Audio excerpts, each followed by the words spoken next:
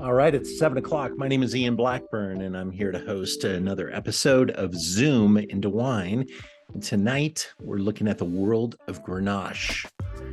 I am zooming live from Albuquerque, New Mexico. Good evening. Happy Thanksgiving to all of you. Thank you, Jason and Julie. Really happy to have you all in attendance to taste some great wines together and to share some stories. I hope you have some amazing plans for this weekend. If these wines are going to be part of it, that's great. This is a really seasonal type of a presentation as well. I flew into Albuquerque today where it's in the probably high 30s, low 40s tonight. It's been in the 50s all morning. And it's really nice to feel the cool, brisk air and to be with some family for Thanksgiving. I hope you all have the same luxury and are able to really enjoy the time with some friends and family. Tonight, I decided to organize this tasting on Grenache because we do take every week, we take an opportunity to taste other great wines of the world. Sometimes it's by grape, sometimes it's by place. We've got a really fun calendar built out of different gatherings around different topics. But Grenache is not something we have conquered with much regularity. There's often a Grenache wine included in the mix, but really giving it its due tonight is there are so many great wines that are based in Grenache, made around the world. And let's get started and with your tasting kits, and let's explore a couple of these beautiful gems.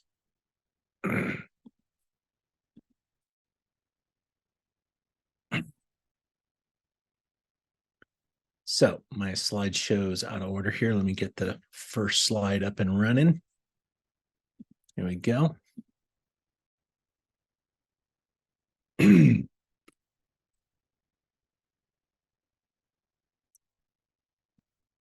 World of Grenache will allow us to go in many different directions. I'll introduce each wine one at a time tonight, including wine number one. But let's talk about Grenache as a grape variety in general. Considered a primary grape of the southern Rhône, the northern Rhône being very Syrah driven, with wines like Hermitage, Crozes Hermitage, and some of the famous Côte-Rôtie wines. In the southern Rhône, you got a wide variety of different terroirs, but Grenache is the major player. And in some regions, the wines are heavily dominated by Grenache, and some they're blends where Grenache can be an equal player. We're going to take a look at Grenache in its many different shapes and forms, and some of its bedfellows throughout tonight's tasting. But in general, Grenache isn't always the darkest wine on the table. There are some that will talk about how when we make Grenache wines, we often use some stem inclusion, much like Pinot Noir, which when you use the stems, there's a lot of potassium in the stems, and a lot of that knocks down the color. Color coagulation in this wine doesn't typically allow for it to be a really dark and inky type of wine. Can be a little Pinot Noir-like in its color. Have a lot of that stemmy aroma like a Pinot Noir. And there's many different facets. A lot of people say it's kind of like Pinot Noir, but with tannins, structures, shoulders, muscles. And so you can start to think of it in those lines. As we taste across this set of wines, you're going to see it kind of thematically appear with some character that I think we'll really be able to focus in on. Another very important attribute of Grenache is that it is so important to the rosé industry. So we're going to start off with wine number one being a rosé. We could have gone to the southern part of France, where Grenache might be part of the mix. As you move across the south of France, Grenache becomes a bigger player in the rosé market. is, you know, the rosé category is so large and so vast and so diverse. But we're in the northern part of Spain in Rioja, where the brand Muga decided to make a Rosado, which is another name for Grenache, a rosé of Grenache and other varieties, based out of Rioja. And some people use Grenache wine and bleed it off. Some will do a Signé. Some will do kind of a long, slow press of Grenache to make rosé.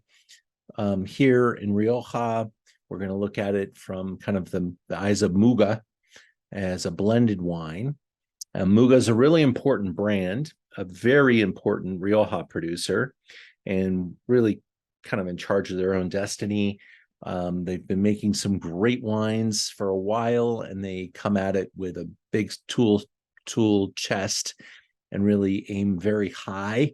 So they kind of represent kind of the higher tier of the rosé, of the Rioja category. But they come in with this rosé that I think is priced really nicely, and that Rioja as a category for rosé is not as appreciated as maybe it should be, because these wines have a lot of character, a lot of style. They age really nicely. That's blended with some other grape varieties. We'll talk about that blend in just a minute. But this particular Muga rosé product, I think, really represents the category well. I like Rioja as a rosé category, and I particularly love what Muga has done with it here. This is a 60% Grenache, 30% Viura. Viura is the white varietal. When they use it in Rioja, they call it Viura. In other parts of Spain, Viura is known as Macabeo. It is a very important grape variety to the sparkling or cava market, Viura. But in Rioja, Viura is the primary grape of white Rioja. It is a very antioxidative, slow to advance, resists oxidation, and Viura is an interesting grape. And when you blend it with Grenache, it takes on this wonderful, charming personality. They really steered this color towards the Provençal kind of pinks. And I think the color is very pretty, very becoming. The packaging is very smart, very upscale. And I think the nose of this wine really leads us to kind of a red fruited nose, whether it's raspberries and strawberries, maybe even kind of a strawberries and cream type of approach to rosé. Very dry, very not sweet, but there's some wonderful crisp kind of white strawberry, white raspberry kind of a character to it. Great acidity, freshness, sweetness. And it's a wonderful way to kind of start off our discussion on Grenache, and kind of an entry into this pretty wide and diverse category of Grenache-based wines. James Suckling gave this Muga rosé a nice 92-point score with a pretty nose with sliced cherry, orange peel, and peach. Oh, that's pretty interesting. Of course, there's that minerality that kind of gives us the basis that really kind of screams out of the wine, it being from Rioja. And that Viura is a wonderful bedfellow for this Grenache-based Muga rosé or Rosado to get us started. Here's a couple more looks, some Muga winery and some old vine Grenache vines, which do tend to be everywhere in northern Spain. Grenache is farmed in a very beautiful way here, where there's no trellising or training, just some old vine material, and it's pretty prevalent. Whereas they can make a great bottle of Grenache rosé for $15. And this is a top price, a wonderful package, and it kind of ages very nicely too. So I put a couple bottles of Muga Rosé down in my cellar. Always have something nice, cold, and refreshing ready to go. And you could serve this type of rosé all year round. In fact, it would be great for Thanksgiving tomorrow. Little cranberry sauce, kind of pairing, crossing over with this fun rosé. And any time of the year. Bigger, richer cuisine as a starting appetizer. It's just a wonderful offering. People will enjoy it. It's very likable and well thought of, good marketed brand with Muga, and a nice scoring wine for $15. I think it's one of our top values in our shop, and it's one of our biggest holdings in rosé, and something I'm going to be strong on carrying going forward.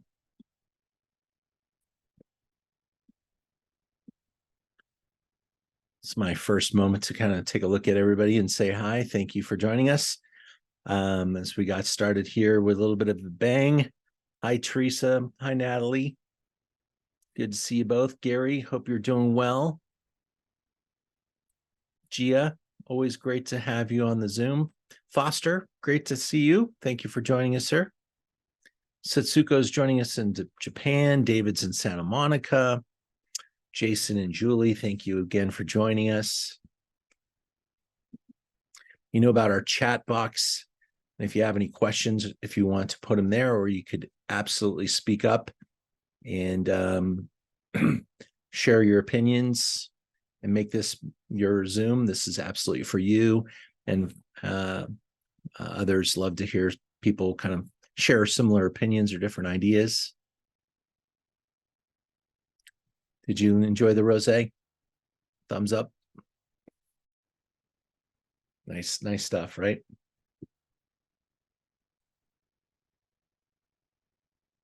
All right. Well, welcome again to just speak up at any point in time. I'm going to continue chatting until you have any questions or comments, but please make this your night.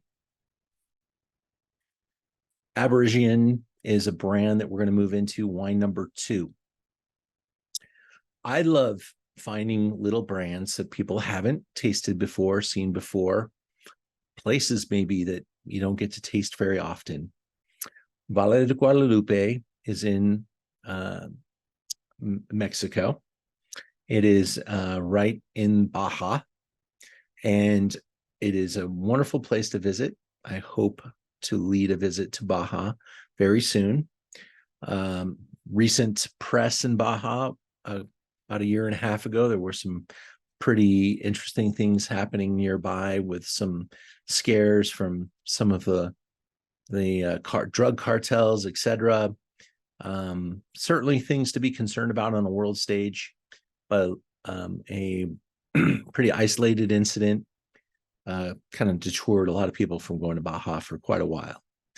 Baja's a pretty big place. They don't necessarily have those type of incidents on a regular basis.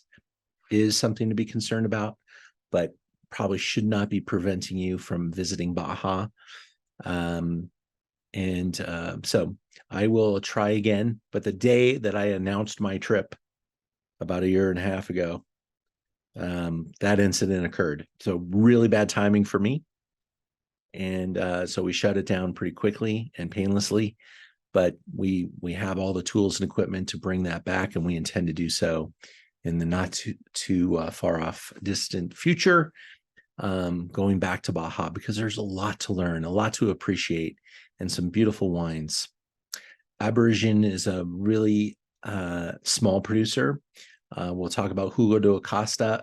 Hugo de Acosta is a very formidable figure in Baja wine, and this is a project with he and his son where they're looking to rehabilitate some really nice older vine sites. Here's a nice little map, kind of show you where we're at. About an hour and a half south of Tijuana, on your way to Ensenada. It's very close. You could stay in Ensenada and drive into Valle de Guadalupe. This wine project got started, like I said, by Hugo de Acosta and his son. The idea is that these are small little micro vineyard sites, and he wanted to bring some technical expertise to this small sites and kind of prop these wines up. He has a number of different brands that his name is associated with. I carry a few of them on our website. Hugo de Acosta, if he's involved with it, it's going to be a very interesting, compelling wine. Here's a look at the site that we're tasting right now. It is a beautiful vineyard, nicely manicured, lush, great color strata there. Probably something like a October or November picture there. So you got all the reds, oranges, and things starting to hit the vineyard. Probably either just picked or soon to be picked. The varietal blend here is Grenache and Durif, or Petit Syrah. Petit Syrah, also known as Durif. The name of this wine literally breaks down to the red of the valley, and the winemaker's primary winery, called Casa de Piedra, is making some of the most stunning wines in all of Baja, all of Valle de Guadalupe. But this particular variety and this particular bottling is something that he is doing with his son, and he's using a different set of vineyards than he uses for Casa de Piedra. And this is a really nice kind of entry-level expression.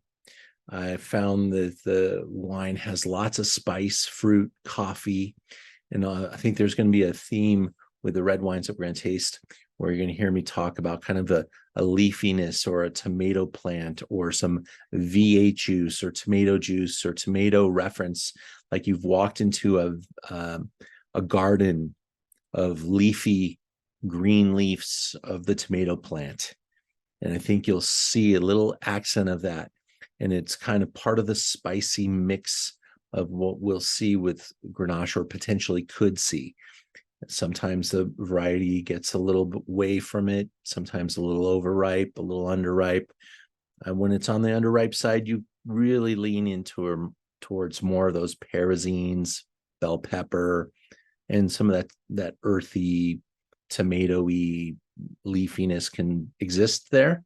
And as it ripens up, it can get a little bit too exaggerated to really kind of capture some of the tomato type of character.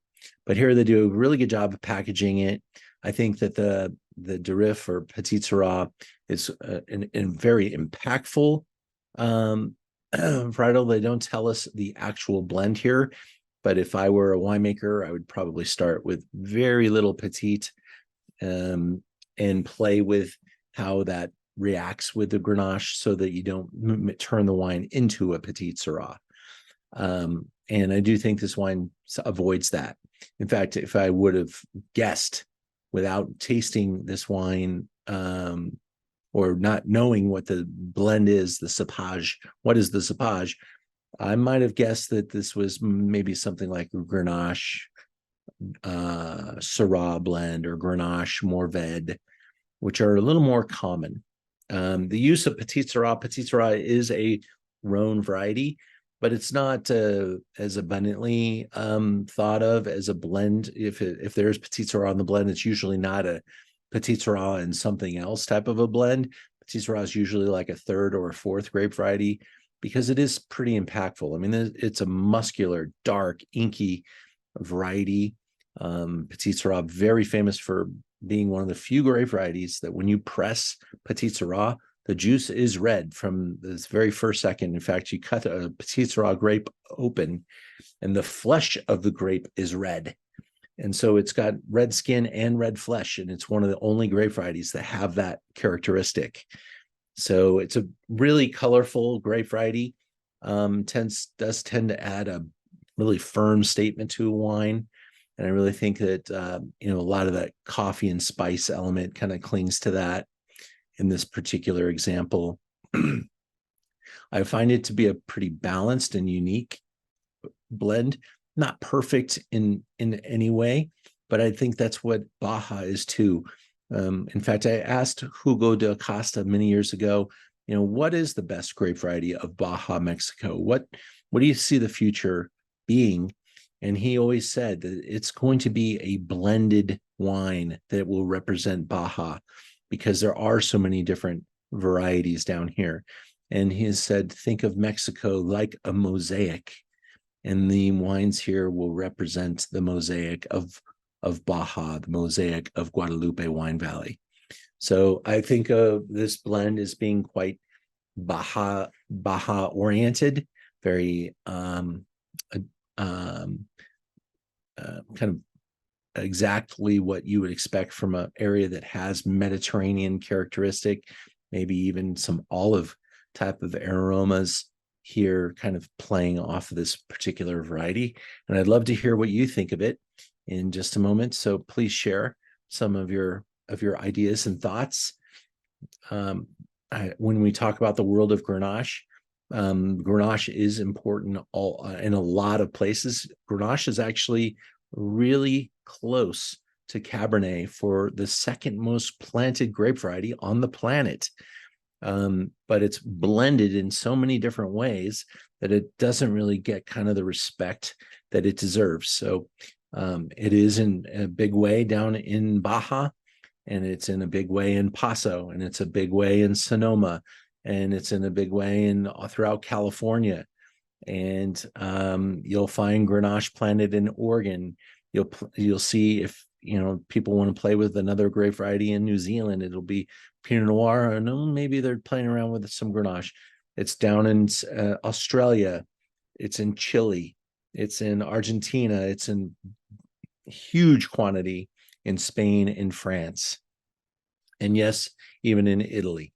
So pretty ubiquitous around the world as an important grape variety. Some places obviously way more important than others, but it is kind of everywhere and yet nowhere at the same time. So Ian, I had a question for you. It was about the ratings. Yeah. I know. So when because those are your ratings, right? So let's just say the color, the 15, the base, when you're rating it against, what are you rating it against? Is it other wines from that region, or is it the overall wines? Because some of these are blends. I mean, how does that all work? So when we go to the core of the question, we're talking about a 100-point scale. And so 15 points are available in the 100-point scale for color. Okay. Mm-hmm. And on this particular wine, I gave it 13.5. It's got good color for a Grenache-based wine. It's not as deep as some, but it's certainly not flawed in any possible way with color. And I came in at 13.5. That's just based on experience tasting different Grenache, and color shouldn't really be the biggest swayer. But when a wine has great color saturation, you want to be able to give it every point you can. And when the color is off, you're going to maybe take a few points away, but you're not going to go down into 6, 7, 8, 9 points for color unless the wine's really flawed. Aromas, 25 points are available, and I really enjoy the palate on the nose of this wine. Smelling both a nice kind of combination of things between place and variety. I came in with a nice strong 23.5 on aroma. That's a strong score. That's a wine I'm not a big fan of. I would be closer to 19, 20 points if I found the aromas off in any way, and it may push me down into the 80 point range pretty quickly, because it's going to impact aroma and body and overall when the wine is off or flawed in any particular way. But here the aromas are very true to the grape variety, very true to the place, and really in good proportion. The body of the wine, I think that the wine has good overall texture, weight, concentration. I'm at 23.5 out of 25. Not a powerhouse wine, but that's not what Grenache is supposed to be. You're not using 25 as a great Cabernet and 24 as a great Pinot Noir and 22 as a great Beaujolais. You've got to put everything in the context of each particular grape variety. And you got to have enough tasting experience to be able to have an opinion that's, based on a large set of data. Overall, I gave this wine 33.5 out of 35. Again, it's kind of a strong, neutral, positive rating with a 33.5.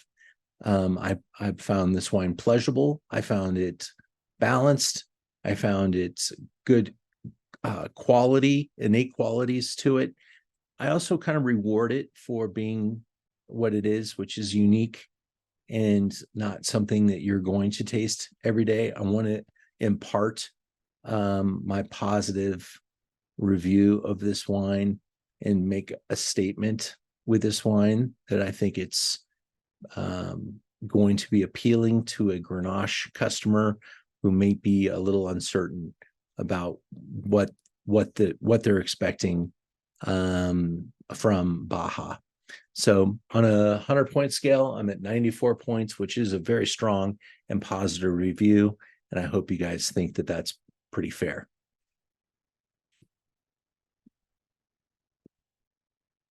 Thank you. Sure. Thank you. A couple more pictures just to finish it up. And then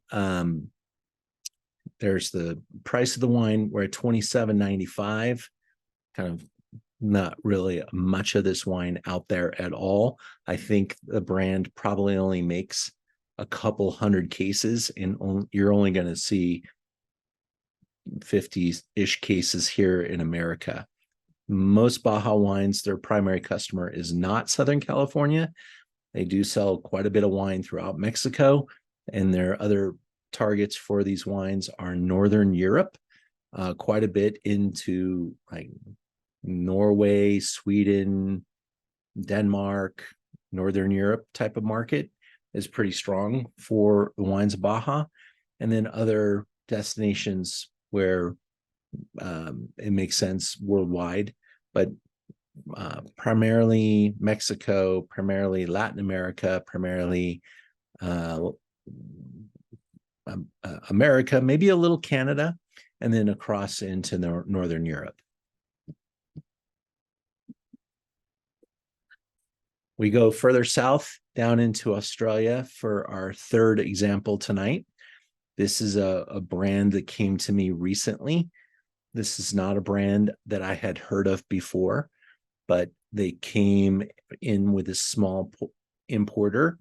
But the importer got started right as the pandemic shut everything down, and the importer had to worry about other products that they imported and just kind of let the wine that they imported sit in a wine cellar in Northern California.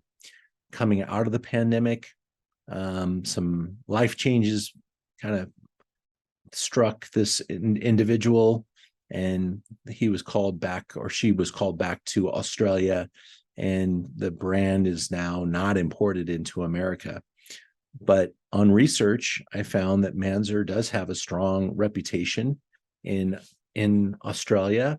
It is a wine from the McLaren Vale, which is a place I have visited south of Barossa Wine Valley, and a very big wine history in the McLaren Vale. A lot of really top Grenache producers, Djarnberg being one of them, and nearby in southern Australia, McLaren Vale.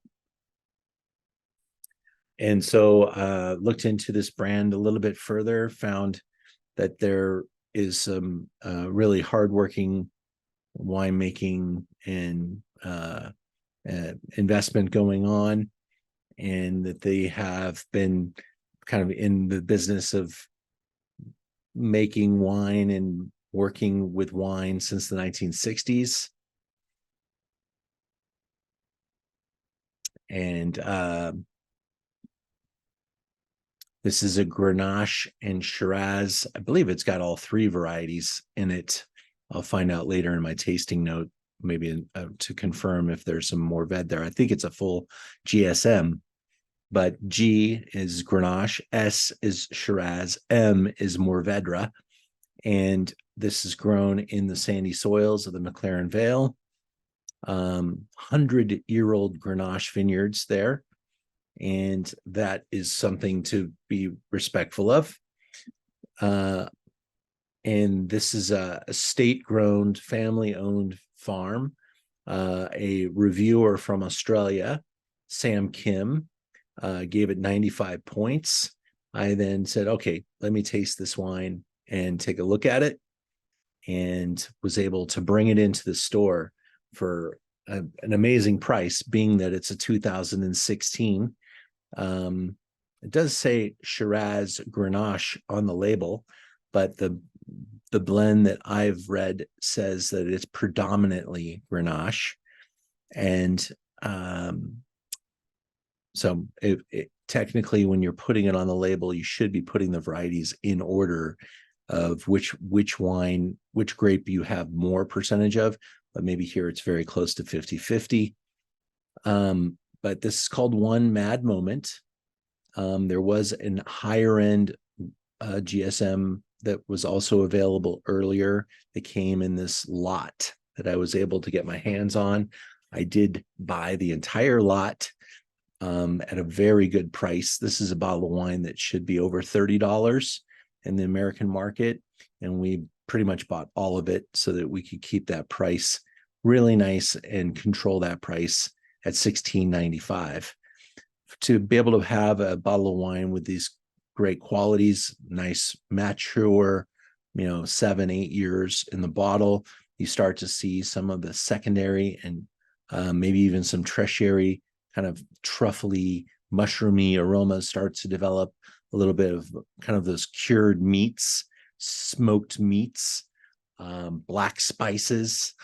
I really think the wine is a treasure for this price. And it, certainly has a little bit more of a mature step over other wines that you're going to find at that price point. So you see something that's from 2016, it's $17. Why is this wine discounted? And it's just about, the fact that the name is not necessarily famous in this country, and that the wine is here to be drank. It's a wine that you want to buy, and probably within the next year or two, have your way with this particular offering. I'm not saying that it won't age longer. I'm sure it will, but this is in a really good state now. And so I'm trying to encourage people to buy it and to enjoy it. If you like Australian accents to the wine, if you like a little bit of that kind of preserved red fruits, and a really nice nose of aged character, this wine may be for you, and kind of checks another box as we see Grenache now through the lens of Baja, Spain, and Australia.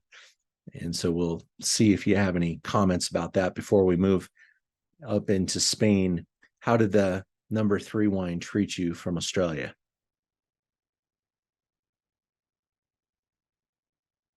Gary, any comments from you? Natalie? Yeah, I was just going to comment on the nose on number 2, it was beautiful. Like, I just kept smelling it. This one has a really beautiful nose as well, but I feel like it starts out kind of smoky, almost a little, like you said, too meaty. There's just like a smoky earthiness, but if you keep smelling, like underneath that, I smell like red fruit. Like if you just keep smelling it, it's a really cool, like second undertone of aromas. I like it. I also think that you almost get some like almost like brown sugar characteristics. It's got that really nice fruit ripeness, shows you it's from a pretty warm spot. McLaren Vale is a pretty warm spot. And so you're going to get that wonderful fruit concentration, fruit forwardness, but the age gives you the complexity because that it's really showing nicely in the bottle. And the screw cap closure that it came under is probably even helping it because there's zero oxidation happening. That wine is in a really wonderful color position as well for a 7-8 year old Grenache at this time.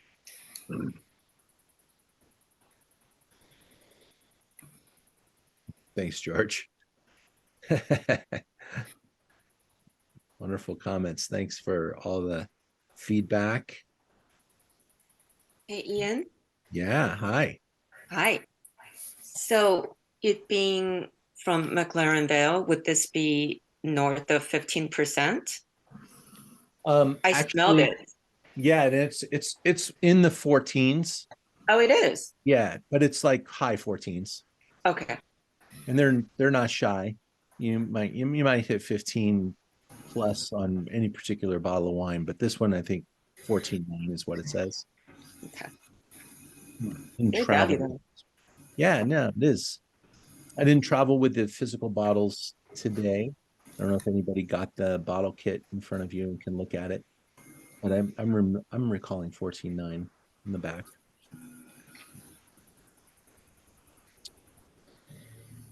Fun stuff.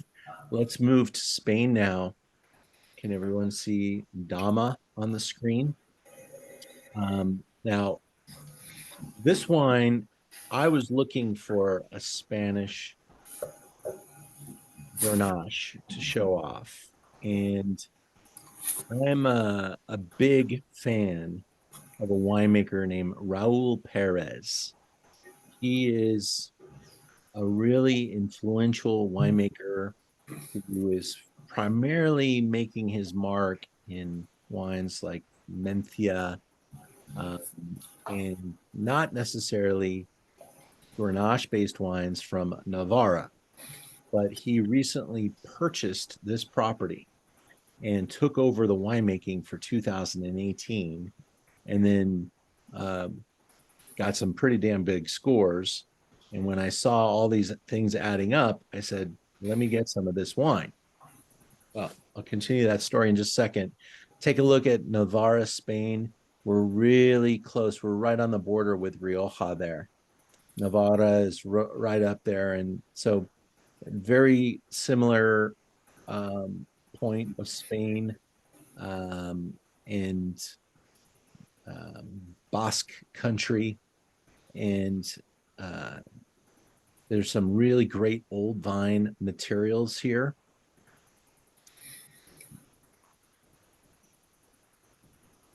Old vine Grenache in the zone of Saint-Martin, Domaine Lupier or Lupier, not sure about the pronunciation, has been building quite a reputation in Spain as a leading source of expressively floral, juicy, and succulent garnacha. In a word, Atlantic. 17 hectare domain, majority of whose vines date to 1903. So these are 120-year-old Grenache vines. Wow. And Raul Perez heard about this vineyard and swooped it up. Now you'll find a number of different Mencia wines on my website from Raul Perez. I think I have 9 of them now, but maybe I only have 5 of them on the website currently. But this guy is really someone to be bullish about for the future. And so I bought this wine sight unseen. I ordered it from the importer. I found out who the importer was and said, I need that wine. And I wasn't doing it completely blind because I saw the 97-point score. So I picked up my checkbook and sent a check and got a few cases delivered. They came out of New York, and there's not a lot of it anywhere here on the West Coast yet. But Raul Perez, like I said, he's a bankable guy. He looks a little bit like a gnome. And I say that with a little smirk because he's got this great beard now that is really his hallmark. But he bought this old vine site, 17, was that hectares or acres? I can't remember what they said there. But if it's hectares, that would be about 35 acres. I think it was acres is what it said. But that's a look at Navarra, higher altitude, all just free range vines, no training, no trellising. So we could even look forward to some more interesting things happening, as Raul Perez is kind of known as a vine whisperer and really will hone this craft. So hugely aromatic nose, beckons the first sip, where the drinker will find a seamless and complex experience ranging from purple tinged red fruits to nutmeg and cinnamon. Supremely balanced expression of Garnacha variety that invites comparisons to the best examples in Châteauneuf de Pape. 97 points, and it wasn't just from anybody, it was from Robert Parker. So I took that pretty seriously. And on my first tasting, I think that the 97-point score is pretty aggressive. I mean, that's a lot of points. And so it came with a pretty big expectation on my part. I'm not sure I understand all of it yet. You are all tasting it. I'd love to hear what you think of it now. I do like the wine. I knew I would. I love everything that is Grenache, and I love everything that's Raul Perez. I love Spanish, Basque influence type of stuff, whether it's white wines, red wines, the cheeses. If it's Basque, I love it. But when I opened this up and I was looking for a 97-point aha, I'm like, I'm not sure I'm getting it yet.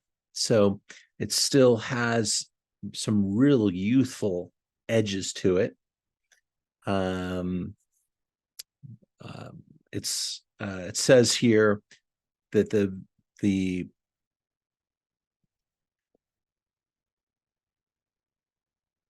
let me jump into this article.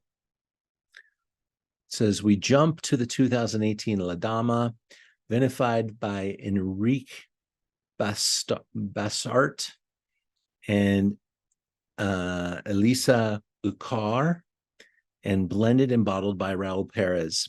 I believe it is in this time period where Raul Perez purchased the property, the new owner of the project. They always look for a more delicate expression of Garnacha from selected stonier plots of old head prune and dried farmed vines in the village of Saint-Martin that are worked organically and biodynamically, but are not certified. The wine is stunning, elegant, and aromatic, with depth, complexity, and grip. I think the grip part of this wine is pretty prevalent. There's some grip here. There's some really aggressive tannin, almost bitterness that comes across in the mouthfeel. It's incredibly young and expressive and doesn't show its age at all. Again, this is a 2018, so it's 5 years old. It has a refined nose and is quite fruit-driven and floral with very integrated oak. Subtle flavors and very fine tannins. It has good ripeness and contains alcohol and good freshness and acidity. Good ripeness and contained alcohol contained, I'd say contained like restrained, or so that's what, obviously it contains alcohol.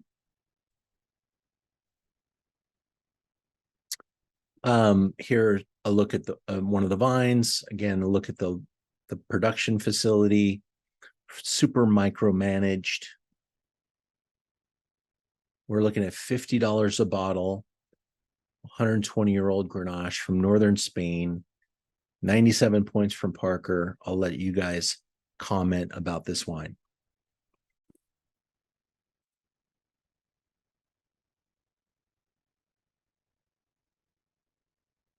It's nice, but I would buy 2 of the other for 1 of those. There you go. That stuff. Maybe it needs food or something. I mean, there's a price value to it, right? And I think that, you know, maybe there's some reputation of the winemaker that kind of chipped the price up a little bit. I'm not sure there's many 50-point wines from, or $50 wines from that part of Spain either. But, you know, it is a small production. It is very limited. It got the big score. And I'm sure that we'll end up selling every single bottle because of its rarity and its, you know, the pedigree. But it'll be interesting for me to see how this wine ages. I think maybe I'll be in for some surprises too, is because I'm not as awestruck by the balance that I first saw when I tasted this wine. I was pretty generous with that 94-point score on the earlier wine, but I really thought that was a really nice, balanced, elegant wine with some charm.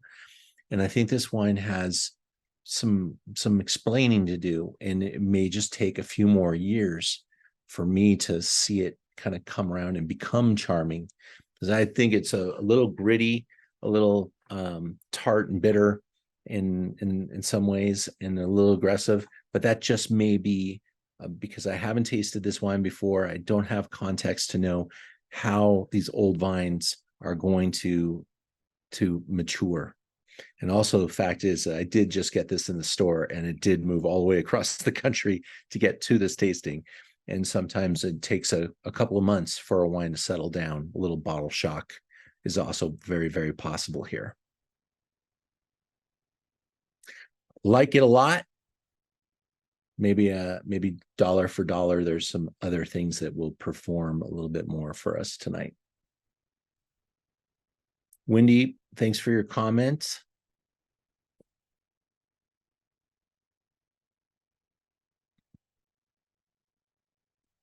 Let's move into our next wine.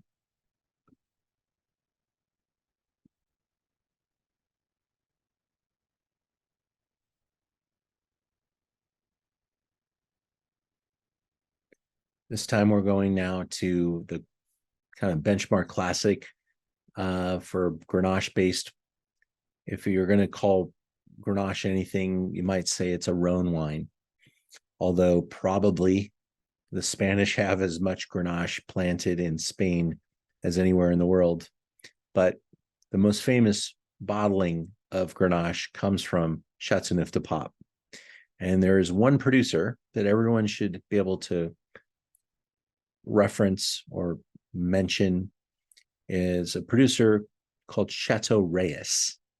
And every single one of the wines that we have tasted tonight, the winemakers have either experienced Chateau Reyes and were inspired by it, or are, you know, in love with Chateau Reyes to a point where that's the aim. That's like if we could make Chateau Reyes from this particular spot, that's what we want to do.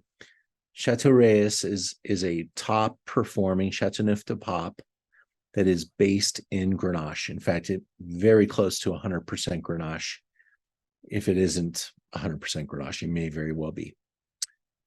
The great vintages of Reyes historically, 78, 85, 1990, 80, 89, all these wonderful referenced vintages sell for $2,000, $3,000 per bottle. Current vintage on this wine, impossible to get your hands on. You probably are waiting for people to die on the distribution list to be able to get some. I know I am. So I am in line to get some Reyes. And when I get it, I'll be offered it from the importer, probably, $300-400 a bottle. And I'll be able to market to whatever I want to market it to, because the demand is always going to outstrip supply on these wines.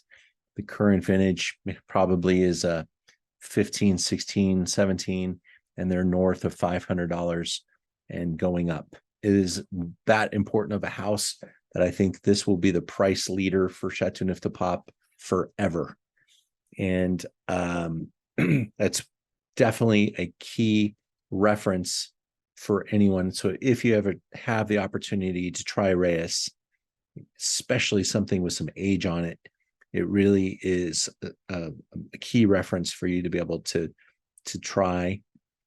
What I don't recommend you do is give someone their first sip of great wine being Chateau Reyes. And that was my experience. I was coming out of college. I was cooking. It was the late 1980s. I was invited to cook for a group of wine travelers in the Napa Valley. And they spent this group of like 10, 12 guys, each brought a case of wine with them to the Napa Valley. And they had a program, and they would each night have a theme. And one night, each one of them, of the 10 or 12 of them, brought a bottle of Reyes from a different vintage. And back in the late 80s, the wines probably weren't $2,000 or $3,000 back then. They were probably $500, $600, $700, $800 a bottle back then. So we were able to taste some really rare Reyes. And that is the first wine I ever smelt and tasted. And I smelt something other than wine. It was like, that was my aha breakthrough. Oh my God, this wine smells like all of these other different things type of an experience. And it certainly was a very big impact on my wine memory. When I put together this show, obviously I'd love to use Reyes in this example, but not very practical. I look for producers like the one that we're about to taste. This is in the Reyes-esque type of a producer. Their use of Grenache, their philosophy, their ideas, their presentation. It's a wonderful chateau producer. I believe the Banneret is also very close by to Chateau Reyes. So there's a lot of things that kind of influenced me to picking. Why did I pick this particular Châteauneuf de Pape? I probably have 8 different Châteauneuf de Papes on the website. Why did I pick this one? Well, we are focused on Grenache, and this is a really good Grenache-based producer, very underrated. In fact, so underrated, it's seldom rated, because this brand doesn't even care to submit their wine for scores. This is a brand that has a nice little family farm business. They get their wine exported. Every bottle sells from the house. It's teeny. It's teeny. So let's take a look here at this wine that comes from 70-year-old plants. It's historically very in line with how a lot of the old school producers look. It's family operated. This is the Vidal family. In fact, the daughter is now the winemaker. Father is kind of stepping back and letting the daughter start to take the reins. This is 58 Grenache, 10 Mourvèdre, 10 Syrah, and there's some explaining to do on this description, because I'm only at 78% when I add those up. But there are 13 different grape varieties that can be used in the production of Châteauneuf de Pape, and I believe this house uses all of them. It says right there, this wine is old school. and one of the few producers who are still using all 13 traditional grape varieties. So that's probably where we're at, 70. So it's 22% other grape varieties.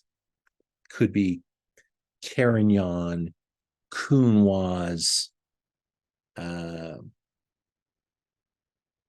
just to name a few. Here are the soils. The soils are dotted with these round stones. The Rhône River moved these stones down through the enormous Rhône River, 1,000 miles from northern Europe, and they're called galets, and the vines are amongst the galets in the vineyard. Now we are going to taste this wine tonight, but also note that if you participate in my Heroes of France, which we started putting together maybe 3 months ago, we had ideas of using the Banneret Châteauneuf de Pape for the Heroes of France as well. So we will be interviewing the family for the Heroes of France. So you'll be seeing that in fairly short succession, and we can use this date to kind of compare and contrast. Let me taste this with you now, because this is the one bottle I was able to bring with me to Albuquerque, New Mexico, where it was on the dinner table tonight. My uncle made some spare ribs, and they were slow cooked for hours. The meat was falling off the bone. Tomato paste, lots of herbs and spices, a full bottle of wine was used to cook down the sauce for the spare ribs.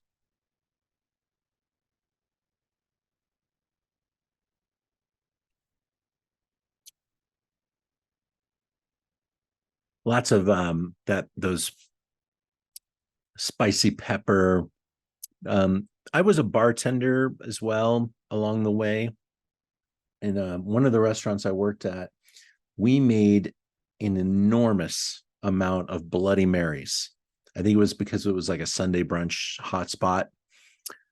And so in the Bloody Mary mix that we made from scratch, instead of using tomato juice, we used V8.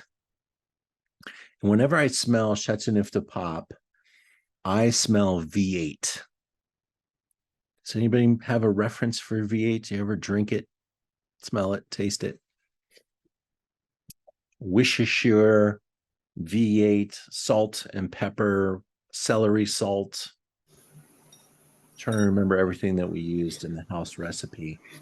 We would batch it out and then put it in the jugs, pour it, and just top it off with, some celery, some vodka, and that was our Bloody Mary. It was also a little spicy too. I think there was some red chili,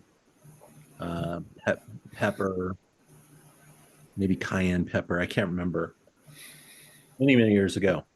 But that was the house Bloody Mary mix, which was quite popular and easy to make. 100 drinks an hour making Bloody Marys.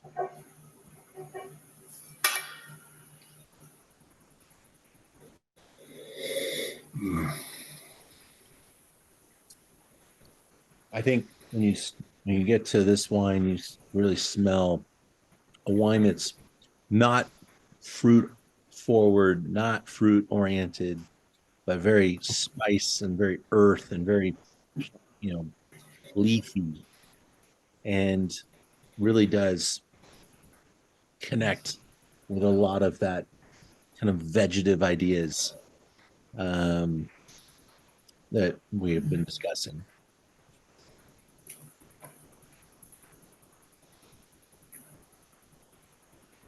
How does this Châteauneuf de Pape treat everyone? You enjoying that? It is a 2020 vintage. This wine will ultimately hit another level around 2025. Love this wine when it's 5 years old. Love tasting it young and figuring out how much of it I'm going to put down. I never put enough of this wine down. I always drink every single bottle that I have since probably 2008. I've been laying this wine down and finding some event to use it all at. And so I need to up my allocation for me personally. The 2020 vintage is a very good one in Châteauneuf de Pape. And if you look at the current top 100 wines that are coming out on all the different platforms, Wine Spectator top 100, Robert Parker top 100, the Wine Independent, Jeb Dunnick, James Suckling, there's a large number of Châteauneuf de Papes on that list, many of them from 20 and 21 vintage. It's kind of a perennial winner of an appellation. It's a very important appellation in the world of wine. It's got all the right conditions. It's got the papal blessing. And Châteauneuf de Pape is still a very, very important wine in a wine world that has a lot of important wines in it. And in the southern part of the Rhône, there are some real gamers coming for Châteauneuf de Pape. Gingondas to Luberon, Coteau Luberon to just so many other areas around. Vaccarat, one of my favorites, Vaccaras, coming after Châteauneuf de Pape, because Châteauneuf de Pape, price point wise, tends to be a little more of a premium grab, and the other guys aren't. So this wine comes in at this one came in at $56.95. And I think on the side of Châteauneuf de Pape, this is kind of on the bargain side of Châteauneuf de Pape at $56.95, because there's a lot of $100 plus Châteauneuf de Pape material out there.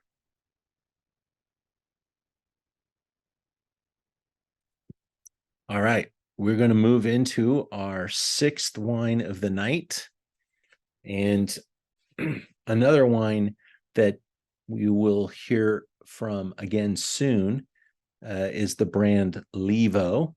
Now, I use Under the Gun Grenache in tonight's presentation. I will use a different wine from this producer when we present Paso Robles in a few weeks.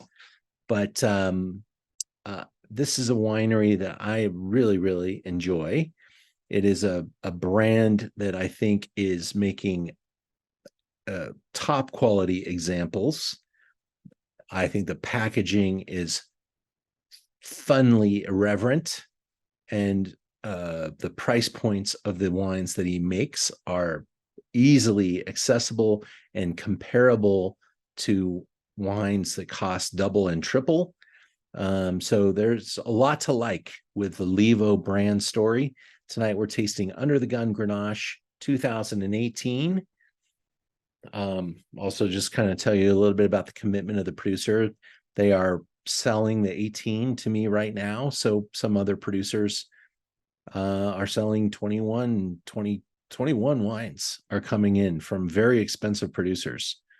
So this is Paso Robles has been a absolute stalwart appellation for the past 20-ish years, and really set itself as a premier destination for the Rhône category.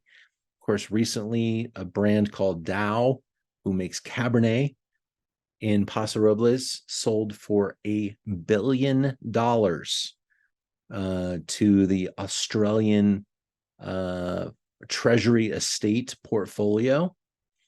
So Paso will now have a forever statement on the world wine market. And that could lead to some very interesting things for all the small guys that make wine in Paso.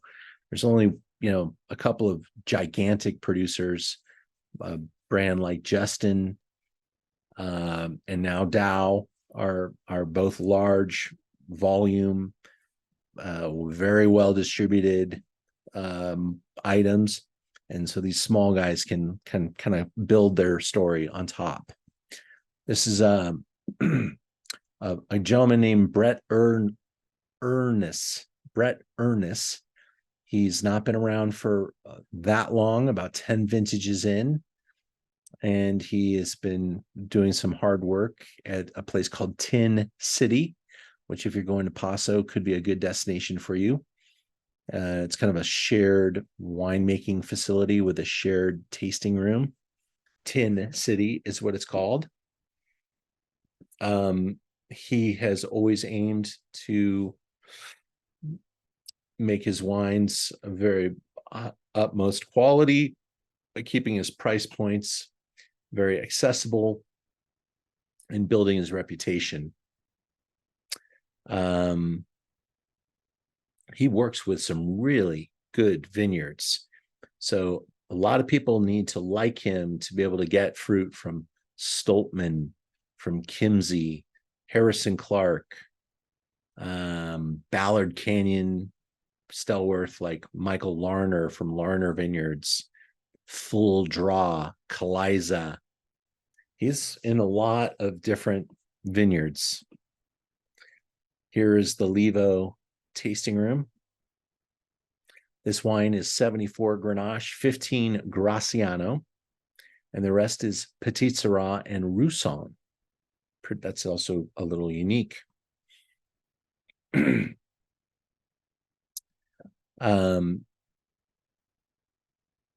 He talks about the electric acidity, the immense tension, and the sense of levity or lift in the glass.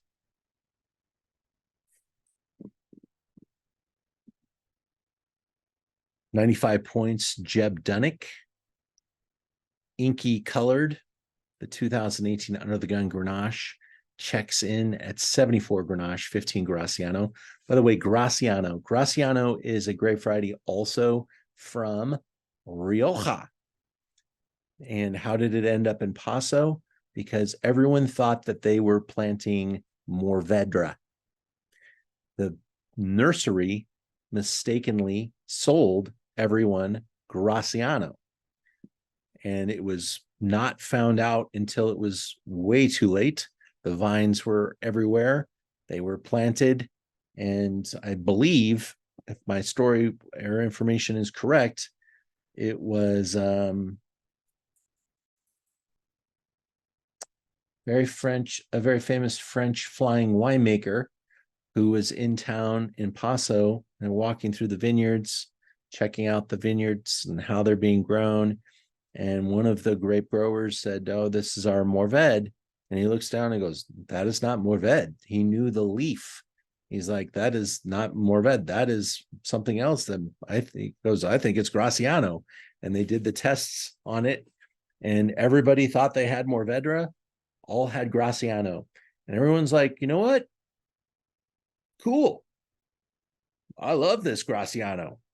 So proudly, instead of GSMs, we have GGMs or GMGs, because it's Grenache and Graciano and not Mourvedre that you've got in a lot of different Paso blends. That's Brett right there. And he's always sporting a very styling hat because his wife is a major hat designer. So if you go up there, compliment the hat, he'll give you a business card of his wife to get to their hat store. She kills it. She's doing hat design for a lot of very famous people. And he's always sporting a really cool bill. Again, I love the packaging, the bottle. There's even a really soft wax that really easy to go through on the top. Everything checks all the cool boxes. And this is $42.95. So many Paso wines with these type of qualities are selling their wines at $75, $85, $95, $120 a bottle. And the scores are about the same. So a lot of value here for the money and a really good wine. I hope you guys think so. I see a number of chats that are being mentioned here. Love Tin City, says Jason and Julie. Thank you. It's the up and coming winemakers have their spot there. I totally agree with that. Thank you, Foster. I hope that you're referring to my Graciano story. Let me take you on a little journey to a couple of things that we have coming down the pipeline. Next Wednesday, we're calling it the Cheap Cabernet Challenge, because that's what it is. I work hard to find wines. You know, it's easy for me to find expensive wines that I like. Done. But to find Cabernet that I find compelling, that I can put my name on and turn on to people, sometimes I have to explain and say, listen, you know, the Mann family wine from South Africa, I think it's like less than $10 on my website. It is beautiful, but there's no wood. It's just barely ripe. It's got kind of a herbalness to it. It's super cool for what it is, and I love it. And I even tell people, serve it slightly chilled. It's delicious. For a house Cabernet, great. We're going to go to Baja and taste Magoni, their Sangiovese Cabernet. We're going to go to Washington and taste Notebook, which is a Washington Cab blend. We'll taste a couple Napa Valley values with Method and Jolise. And then Chili with La Pastole. And it's a really fun tasting. I think it's like $20. So if you want to join us and taste some really fun Cab next week, that's what next week is all about. Then the week after, taste a Paso Robles with some really nice wines in the mix. Down the pipe in December, I just want to plant the seed now. It's right around Christmas. I'm going to have a special visit with Chiara Pape. Her father owns Emilio Pape, and her grandfather is Emilio Pape. The family keeps it in the business. Chiara is a brilliant vineyard expert.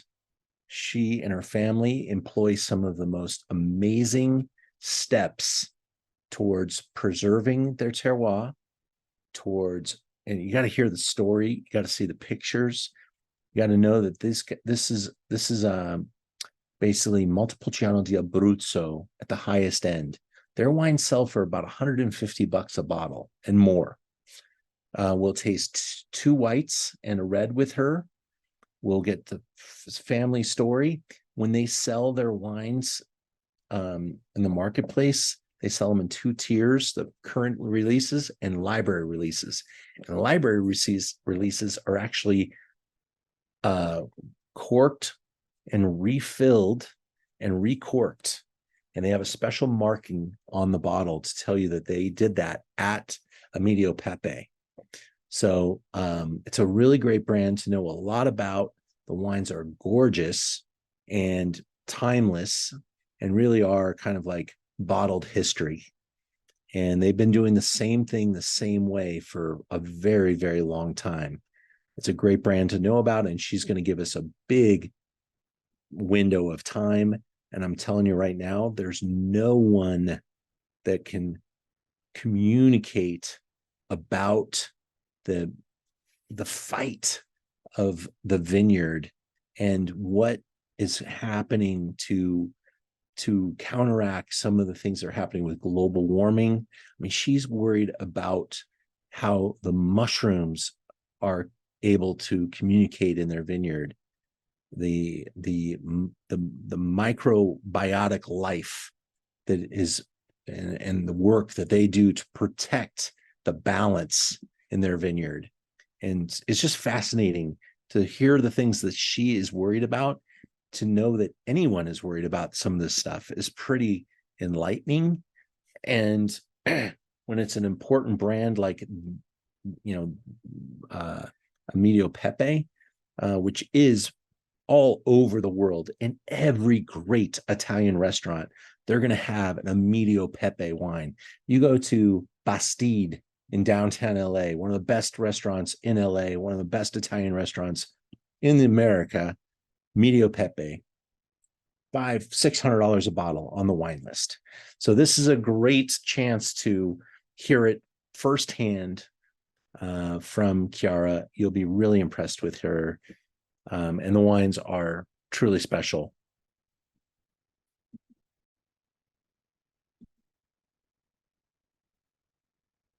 Fantastic. I think I've spoke at length about a number of things tonight. Love to open up the floor for any comments or questions about tonight's presentation or anything that's coming down the pipe. What do you got for me? Ian, I have a question on your free education Zoom that's coming on January 3rd. What are you going to be covering in that? So I will be sitting in North Carolina. My staff on the 1st of January, which is a Monday, we will not be able to ship out wine. So I have decided to open that up to talk about a number of different things, about wine, about how wine is made, about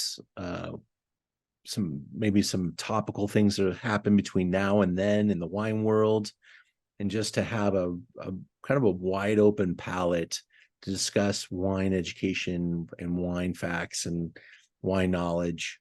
And I'm definitely going to build a little itinerary, but it's going to be a pretty open discussion.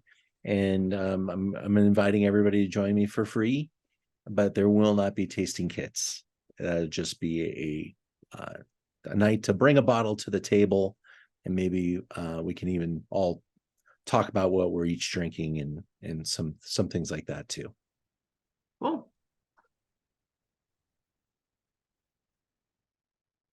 Yeah, when I look at the calendar, sometimes the major holidays make it a little tough on us with shipping the wine out all over the place, and certainly around the New Year. So I want to give my staff that downtime. I'm going to take a week to go relax with my mom in North Carolina. So that's how we'll program that time period. Maybe some others too, because I need to do that maybe a little bit more often and just kind of make it open for everybody to join us. But maybe because it's free, nobody will join me. So we'll just see.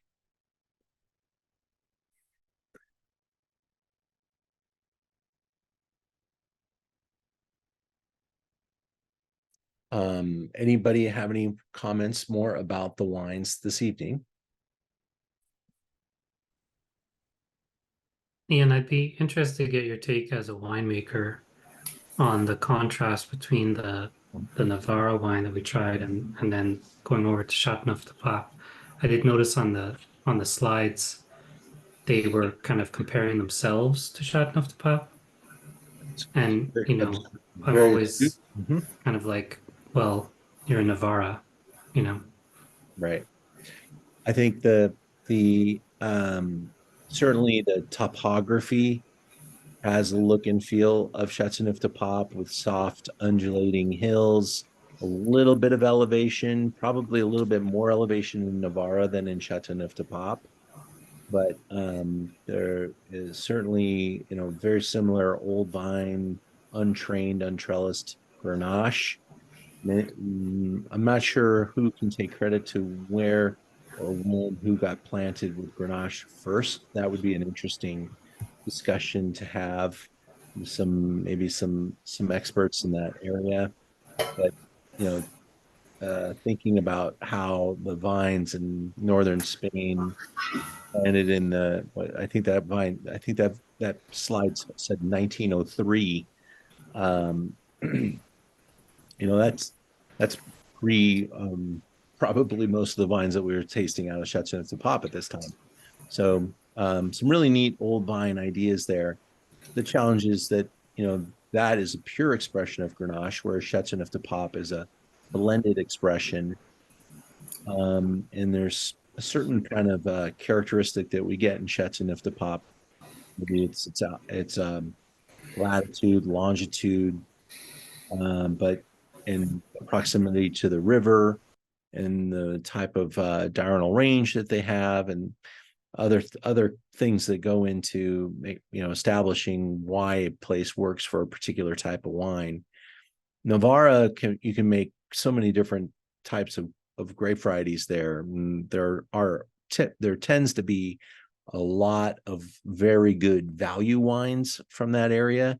You don't read a lot about super culty high-end producers, so that they've got a little bit of work to do in educating people and building that brand reputation. But certainly with Raul Perez at the helm and the old vines material that they're working with, they've got the right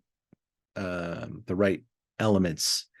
And so, yeah, I saw the comparison to Châteauneuf de Pape as well, and I'll kind of leave it at that. I thought that's truly is probably more inspirational than anything else at this time. Thanks. Sure. Hi, Wendy. I can see. Go ahead. Okay. Let me see if I can mute some others. You might have someone else on a computer in your room at the same time. That tends to create that echo. Well, again, thank you all. You have a great holiday. Enjoy your many wonderful things, and we're so very, very fortunate to be able to do this and to be able to share this time in such a crazy wine world that we live in. So with so much chaos out there, it's nice to have some sanity and some really neat discussion with some amazing folks. So thank you for blessing me with that, and I hope you guys have a fantastic holiday. Bye, all. Thank you.